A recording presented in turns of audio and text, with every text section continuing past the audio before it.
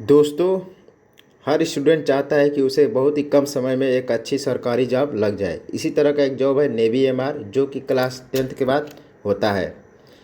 और इसमें जाने के प्रोसेस क्या है, इसके लिए फिजिकल रिक्वायरमेंट क्या है, इसके लिए मैंने वीडियो बना लिया है जिसका लिंक डिस्क्रिप्शन में दे दिया है। आप वहां से लिंक पर क्लिक करके भी देख सकते हैं।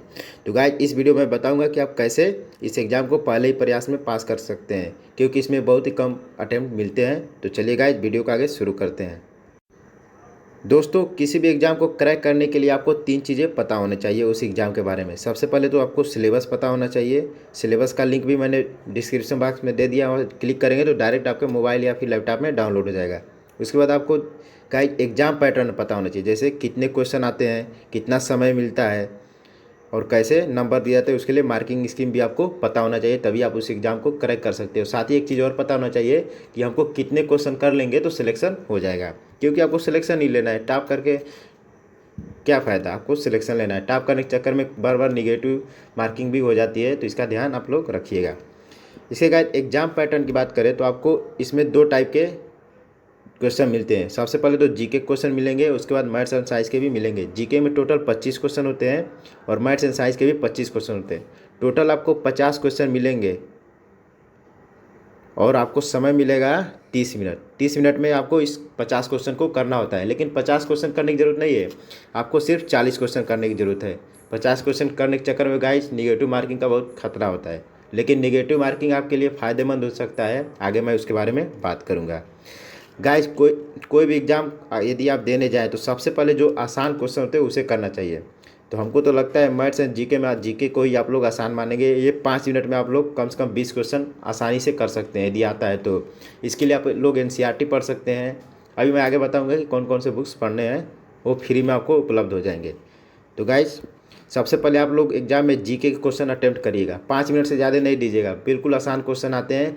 थोड़ा भी अवेयर होंगे तो 25 में से कम 22 क्वेश्चन आप लोग आसानी से कर लेंगे। उसके बाद गाइस, आप मैथ्स एंड साइंस को अप्लाई करिएगा। कुछ लोग मैथ्स एंड साइंस से डरते हैं, लेकिन बिल्कुल आसान होता है। आप कोई भी डाउट हो तो आप कमेंट बॉक्स में पूछ सकते हैं। जिस भी क्वेश्चन या फिर किसी भी चैप्टर से आपको डर लगता है मैथमेटिक्स में, तो आप कमेंट बॉक्स में बताइए, मैं आपको वीडियो बना के समझा दूंगा। तो गाइज, आप लोग जीके के क्वेश्चन से शुरुआत करिएगा और मैथ तक पहुंचिएगा। तो गाइज, जितने भी आपको एग्जैक्ट आंसर आ जाए उनको तुरंत टिक कर लीजिएगा। और उसके बाद कभी कभी गाइज ऐसा होता है कि आपको मान लीजिए कोई क्वेश्चन है, उसमें 4 ऑप्शन है, ऑप्शन ए, बी, सी और डी, और आपको पता है कि ऑप्शन बी नहीं हो सकता, ऑप्शन डी नहीं हो सकता, इतना पता है, लेकिन राइट आंसर आपको नहीं पता है। तो ऐसे क्वेश्चन गाइज बहुत से स्टूडेंट छोड़ देते हैं, लेकिन आपको छोड़ना नहीं है। आपके लिए कैसे फ़ायदेमंद होगा मैं बता रहा हूँ। मान लीजिए आपको पता है ऑप्शन बी नहीं हो सकता, ऑप्शन डी नहीं हो सकता, ए और सी में कोई भी एक सही है, तो आप किसी न किसी एक को टिक मार के जरूर आइए। मान लीजिए ए को मान लीजिए, तो आपको लगता होगा कि क्यों निगेटिव मार्किंग हो जाए, तो निगेटिव मार्किंग नहीं हो जाएगा। मैं बताता हूँ कैसे। मान लीजिए ऐसे टोटल 4 क्वेश्चन है जिसमें आपको पता नहीं है आंसर कौन होगा, लेकिन ये पता है कि ये 2 ऑप्शन नहीं हो पाएंगे, तो आपके सही होने के चांसेस 50% है।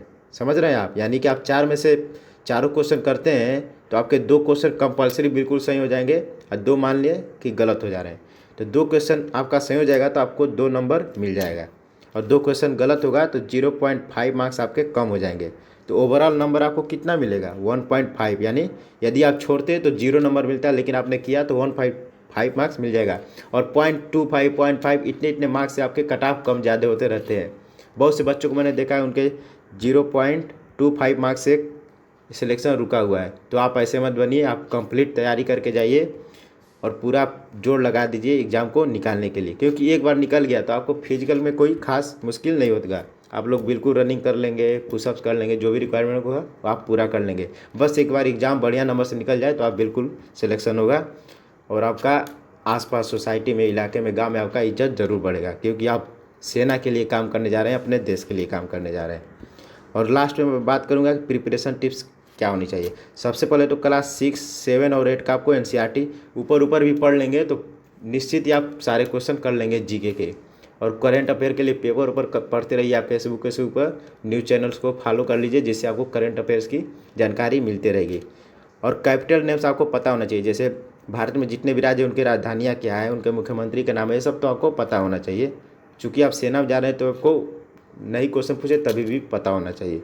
फुल फॉर्म जैसे बहुत सारे टर्म होते हैं उनको फुल फॉर्म नहीं पता होता है। जैसे यूएन का फुल फॉर्म है यूनाइटेड नेशन। इसी तरह एक शब्द है यूपीआई। बहुत आप लोग पेमेंट करते हैं ना, तो इसका फुल फॉर्म आपको कमेंट बॉक्स में बताना है। फिर करेंसी, जो आसपास के कंट्री उनकी करेंसी क्या है। जैसे सऊदी अरब का करेंसी क्या है, रियाल है। ठीक है गाइज। उसके बाद मैंने पहले क्लास 10th या उससे नीचे के मैथ्स और साइंस के क्वेश्चन आप लोग लगा लीजिएगा। और कहीं भी डाउट होता है तो गाइज आप टेलीग्राम पे या फिर कमेंट बॉक्स में ज़रूर बताइएगा, मैं सॉल्व करके आपको दे दूंगा वीडियो बना के। तो गाइज ये थे प्रिपरेशन। हमेशा पहले जीके को ही प्रीफर कीजिए और उन्हीं के क्वेश्चन लगाइए। तो ये थी गाइज कंप्लीट प्रिपरेशन। आने वाले एग्जाम के लिए आप सभी को शुभकामनाएं। All the best.